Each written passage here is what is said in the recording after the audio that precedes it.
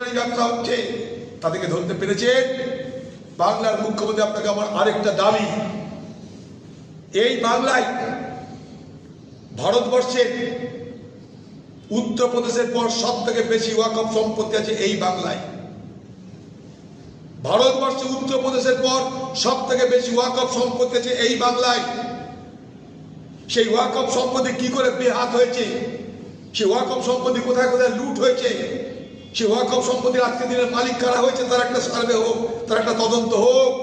Challenge করছি আপনাকে, এ বাংলায় ওয়াকফ সম্পত্তি লুট হয়েছে, আপনার আমলে বেলাগাম ভাবে লুট হয়েছে ওয়াকফ সম্পত্তি এই বাংলায়। আবার বলে রাখি, সারা ভারতবর্ষে সব থেকে বেশি ওয়াকফ সম্পত্তি উত্তরপ্রদেশে, তারপর দ্বিতীয় সব থেকে বেশি সংখ্যার ওয়াকফ সম্পত্তি পশ্চিমবঙ্গে। বিশেষজ্ঞরা বলে যে পশ্চিমবঙ্গে যত ওয়াকফ সম্পত্তি আছে, সেই ওয়াকফ সম্পত্তি যদি ঠিক মতো ব্যবহার করা যায় তাহলে প্রত্যেক বছরে 10,000 কোটি টাকা ওয়াকফ বোর্ডের রোজগার হতে পারে।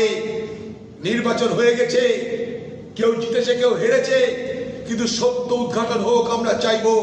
ওয়াকফ সম্পত্তি পশ্চিমবঙ্গের আজকের স্ট্যাটাস কি, ওয়াকফ সম্পত্তি কোথায় বেদখল হয়েছে, কোথায় দখল হয়েছে, তার কতটা পুনরুদ্ধার হয়েছে, আপনার কোনো ইচ্ছা আছে কিনা, এ প্রসঙ্গেও আলোচনা হওয়া জরুরি বলে আমি মনে করি।